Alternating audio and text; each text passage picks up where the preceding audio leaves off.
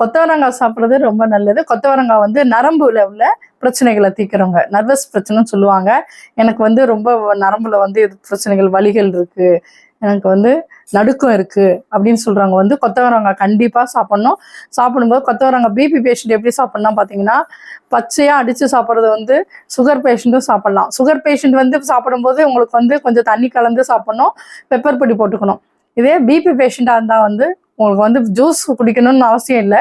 நீங்கள் பச்சையாகவும் மென்று சாப்பிட்லாம், அப்படி இல்லைன்னா வறுத்து குழம்பு வச்சு இல்லை பொரியல் பண்ணி சாப்பிட்லாம். சுகர் பேஷண்ட் மட்டும்தான் வந்து உங்களை வந்து அந்த சக்கையோடு சாப்பிட்ணும். சாப்பிடும்போது ரொம்ப நல்லது. சுகர் பேஷண்ட் கண்டிப்பாக நர்வஸ் பிரச்சனை இருக்க தான் செய்யும். நரம்புனால தான் உங்களுக்கு பிரச்சனை வருது. அதே போல் கால்வலி பேஷண்ட், பால்வலின்னு சொல்கிறாங்களா, மூட்டு வலி, அவங்களும் கண்டிப்பாக உங்களுக்கு வந்து கொத்தவரங்காய் சாப்பிட்டா சரியாகும். கொத்தவரங்காய் வந்து நீங்கள் ஜூஸ் குடிக்கணும்னு அவசியம் கிடையாது, சமைச்சு சாப்பிட்லாம். சமைச்சு சாப்பிடும்போது கண்டிப்பாக உங்களுக்கு வந்து மூட்டு வலியெல்லாம் குறையும்.